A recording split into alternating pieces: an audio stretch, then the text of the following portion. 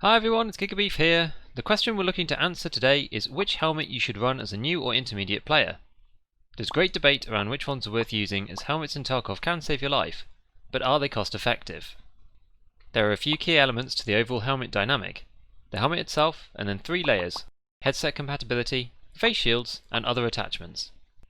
I'll go through the other elements in more detail in the future, and especially for high tier helmets, but today we'll be focusing primarily on budget helmets and getting the most out of them, so we'll be touching on only the critical parts. So stick around and let's get going. Alright, so today we're going to break the choices around helmets down so that you don't just get my answer, but see exactly how I got to the decision. This way you can choose for yourself depending on the circumstance, as it's not one size fits all. Fortunately, our PMCs all have the same sized heads. Let's start at the beginning with how helmets work in Tarkov, and what is the advantage of running them over not wearing one at all. We need to know this to make sensible decisions. Firstly, helmets obviously act like a piece of armour for your head. The head hitbox is split into 5 parts: the top, the nape, the ears, the jaws, and the notorious eyes. Different helmets protect different parts of the head, with some only giving top and nape protection to full head covering by using face shields and other additional helmet parts. Helmets have an armour rating just like any other piece of armour from 1 to 6, with 6 being the best and 1 being the worst. This directly relates to the penetration chart that I use in basically every video, for which I'll put the link down in the description. Helmets also have the unique mechanic of Ricochet, which can work for any bullets depending on the angle of the incoming round. This is either low, medium or high, and in practice sounds a little bit like this. Hello ACHC. Oh shit. Ooh. There are also move speed, turn speed, and ergonomic penalties unique to each helmet. We'll touch on this a little bit later. So when we're looking at helmets, we want to check both the armour class and also the ricochet chance. The best helmets in the game are in the high armour tier of 4 or more, and have the highest ricochet chance, but also give you the ability to wear a headset and a face shield. This greatly limits the choice of generally decent mid-range and top tier meta helmets, as most of the amazing helmets in the game for protection don't allow for headsets. You can get away with no headset in my opinion if you're firstly an experienced player, and secondly if you're running in a squad, but I personally feel that running solo with effectively no sound is suicide. This is the reason why there's been a decent amount of discussion around helmets being useless, and I don't entirely disagree. Ricochet chance is really quite low, even on high ricochet helmets, and for helmets that let you wear a headset, the best that you're going to get is level 4. This means that all PvP grade rounds used in the mid to late wipe penetrate all headset ready helmets anyway, as well as their face shields. If you're focusing on budget, this really makes us rely on the ricochet chance to save us sometimes. So with all that said, what are our goals when wearing a helmet? I like to split this into 2 broad categories. Firstly, let's think about scav grade loadouts. We want to have at least level 3 armour to stop a grazing buckshot spray, as well as some other bad rounds like 545 T or PS, which scavs sometimes spawn with. Note, level 3 will not stop a 7.62 shot, so against an SKS you're out of luck. We want a high ricochet chance to give the ability to bounce higher rated rounds in case we meet PMCs, and finally we want the ability to wear a headset with it. From this base, there are actually only 3 headsets to choose from. The Untar helmet is bright blue, so let's just rule that out straight away. It's not actually a bad helmet, but tactically it's an awful choice. Then we have 2 helmets that are both real contenders. The rat's choice is the SSH-68 helmet and is lovingly referred to as the penis helmet by the community, and it protects the top and nape, is level 3 and has a high ricochet chance and is around 20 grand. A small upgrade to the 30k Ratnik gives you additional ears protection, retains the high ricochet chance, and lets you use a headset as well. For hard budget, the SSH is the winner, as it does everything that we want. I'm not sure if 10k more for ears protection is worth it on its own, but one point to note is that the SSH gives minus 13 ergo, which is actually quite a lot. It's not that noticeable with most budget weapons, but something to bear in mind. If you're trying to optimise your entire build, the Ratnik only has minus 2 ergo instead, and the expense of buying 11 ergo on a weapon is likely the same or more than the 10,000 that you spent extra on the Ratnik. Plus you get the ears protection on top. I want to mention the new addition of the Tarkov Fast MT, as it has a high ricochet chance too, but with an armour value of 1. I'm not convinced about this in general, as I'd still rather have a level 3 protection against scavs in case they get a top or nape shot. However, there is one circumstance where they can be useful. The TAC is by far the cheapest helmet that can mount a lot of attachments, so if you want to run night vision but still retain the ricochet chance, it might be something to think about.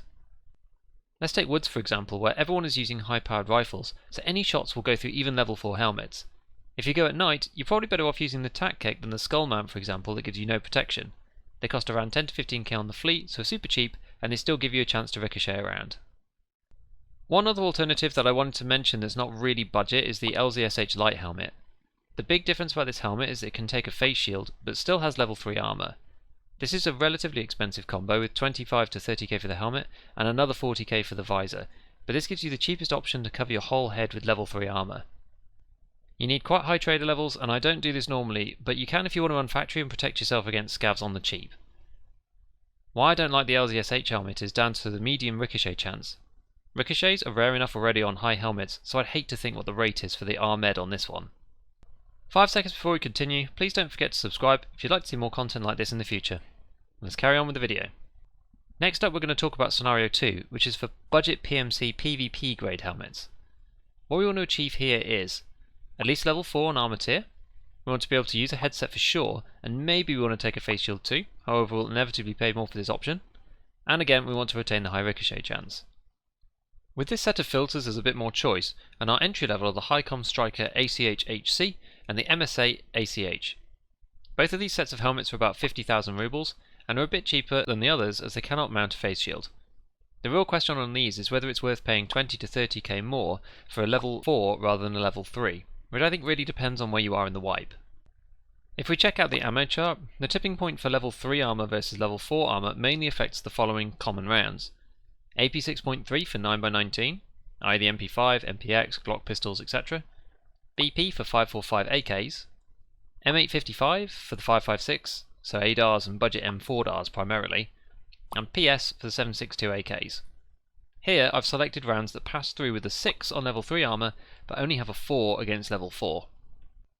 I think now the only one I get shot at with routinely is 545 BP. Other than this, everyone is running something better, so currently I would say no, it isn't worth it. There is a slightly better version of these helmets too, which is the ULAC, which costs about 20k more for protection of the ears too. I also don't think this is worth it either, as I can't imagine that the percentage of headshot on ears specifically makes up for the extra cost in the long run. In the next tier up, these ones allow a face shield as well.